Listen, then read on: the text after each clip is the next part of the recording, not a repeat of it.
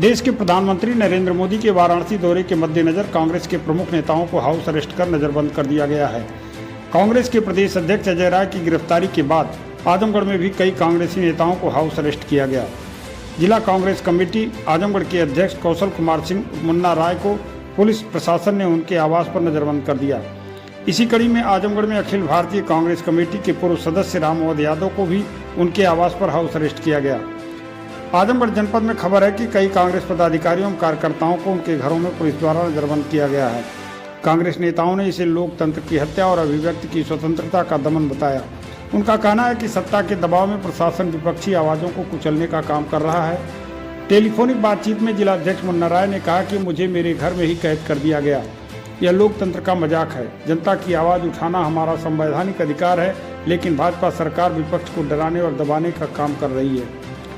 Vote चोर गद्दी छोड़ का नारा जन जन तक पहुंच चुका है और जन भावनाओं को दमन के द्वारा दबाया नहीं जा सकता। कांग्रेस कार्यकर्ता और हर हाल में जनता की लड़ाई लड़ते रहेंगे। अखिल भारतीय कांग्रेस कमेटी के पूर्व सदस्य रामवद यादव ने भी भाजपा के इस कृत्य को दमनकारी बताया। कहा कि इस घटना के बाद कांग्रेसी कार्यकर्ताओं में आक्रोश व्याप्त है। उन्होंने कहा कि इस तरह के कृत्य लोकतांत्रिक व्यवस्था पर गहरे सवाल खड़े करते हैं। सरकार की जन विरोधी नीतियों और अन्य मुद्दों पर सरकार का जमकर विरोध हो रहा है। आने वाला कल इंडिया गठबंधन का होगा। अपने आवास पर हाउस अरेस्ट रामवद यादव ने क्या कहा, सुनिए आप उनकी बात। हम लोगों को तो कोई इन्फॉर्मेशन नहीं उस तरह की थी, लेकिन कल हमारे नेता जो देश की लोकसभा में नेता विपक्ष हैं और उन्होंने राहुल गांधी जी ने जिस तरह से पूरे देश में वोट चोर गद्दी छोड़ का अभियान छेड़ा है, खास करके बिहार में उन्होंने उस अभियान को जिस तरह से गति दी है, पूरे देश में आम जनमानस में बहुत ही सरकार को लेकर के रोष है। उस रोष से घबराते हुए भारतीय जनता पार्टी के लोग कल जब राहुल जी अपने संसदीय क्षेत्र जहाँ से वो माननीय सांसद हैं अपने दौरे पे आते हैं, तो वहाँ के एक प्रदेश सरकार के मंत्री जो दिनेश सिंह जी, वो भी दुर्भाग्य है। मैं इसलिए दुर्भाग्य कहूँगा कि दिनेश सिंह का पालन पोषण भी कांग्रेस में ही हुआ था। कांग्रेस ने उनको एमएलसी बनाया, क्या नहीं उनको दिया, लेकिन वो प्रदेश सरकार की वाहवाही और मोदी जी की वाहवाही में वो आकर के वहाँ के स्थानीय सांसद को, जिससे 4 लाख सवा 4 लाख वोट से चुनाव हार चुके हैं, उसका आकर के रास्ता रोक रहे हैं। तो ये बहुत ही दुर्भाग्यपूर्ण है। और जब ऐसा हुआ तो कांग्रेस पार्टी के अध्यक्ष श्री अजय राय जी ने कल आह्वान किया कि मोदी जी बनारस आ रहे हैं, हमारे भी कार्यकर्ता डट करके उनका विरोध करेंगे। उससे भयभीत होकर के योगी जी की पुलिस मोदी जी के इशारे पर हम लोगों को रात में ही 12 बजे से हाउस अरेस्ट करके रखी है।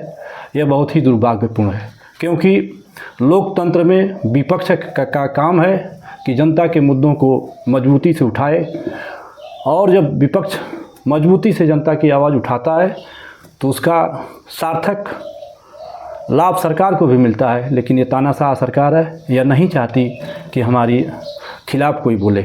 अच्छा, जिस तरीके से हर जगह पे वोट चोर का ये नारा दिया जा रहा है, उसके बाद वाराणसी के आसपास के सभी जिलों में कांग्रेस के नेताओं को नजरबंद किया गया है, तो ऐसे में किस तरीके से आप इस चीज़ को काउंटर करते हैं? चूंकि आजमगढ़ में है अभी आप, आजमगढ़ में भी और सारे नेताओं को किया गया है, वाराणसी में किया गया, जौनपुर में किया गया, तो क्या कहना चाहेंगे आप? देखिए, योगी जी की पुलिस जितना भी कांग्रेसियों को अरेस्ट करना हो, हाउस अरेस्ट करना हो, जो भी कर ले, कांग्रेस के लोग जब आज़ादी के दौर में अंग्रेज़ों से नहीं डरे, तो फिर ये भारतीय जनता पार्टी की सरकार कांग्रेसियों को नहीं डरा सकती। कांग्रेस के सिपाही राहुल गांधी जैसा कहते हैं बब्बर शेर हैं, तो बब्बर शेर हैं। और राहुल जी के नेतृत्व में कांग्रेस के साथ ही पूरे प्रदेश में ही नहीं, पूरे देश में आज सरकार के जो जन विरोधी नीति है, जहाँ संविधान का सवाल है, लोगों की नौकरी का सवाल है, लोगों को रोजी रोटी का सवाल है, बेरोजगारी का सवाल है, महंगाई का सवाल है, तमाम मुद्दों पे सरकार से 2-2 हाथ करने के लिए तैयार हैं। और निश्चित तौर पे मोदी जी का हम आज नहीं विरोध कर रहे हैं, अगले दौरे में हम निश्चित तौर पर फिर विरोध करेंगे, क्योंकि इससे बचने वाले मोदी जी नहीं हैं। मोदी जी को विपक्ष के सवालों का जवाब देना पड़ेगा, जो कि वो अब नहीं दे पा रहे हैं और भाग रहे हैं। अच्छा, जिस तरीके से फोर्स आपके घर पे आई, तो इंटरनल क्वेश्चन ये है कि क्या बातचीत हुई आपके और पुलिस वालों के बीच में? क्या आपसे लोगों ने कहा? पहले तो पुलिस आई तो पुलिस बता नहीं रही है कि किस लिए आपको रोका जा रहा है। फिर हमने चर्चा किया तो बताया गया कि नहीं, आप लोग बनारस नहीं जाएंगे, इसलिए आपको हाउस अरेस्ट किया जा रहा है।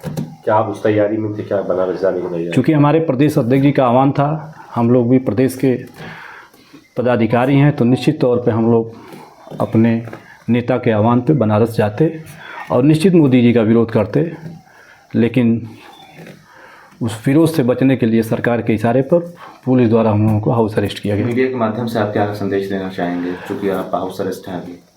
मीडिया के माध्यम से मैं उत्तर प्रदेश और देश की जनता से आह्वान करूंगा कि जिस तरह से मोदी जी की सरकार वोट चोरी के माध्यम से संविधान को कुचलते हुए देश की सत्ता में आई है, उसके खिलाफ आइए, आप अगड़ाई लीजिए, लड़ाई लड़िए, नहीं तो जो आपकी आने वाली पीढ़ी है, जिस तरह से आज चाहे प्रदेश की सरकार हो चाहे दिल्ली की सरकार हो, लोकतंत्र और संविधान की हत्या कर रही है, निश्चित तौर पे जो हमारी आने वाली पीढ़ी है वो हमें और आपको माफ़ नहीं करेगी। इसलिए अपने आगे आने वाली पीढ़ियों के हक और उनके हिस्से के लिए आपको आंदोलित होना पड़ेगा।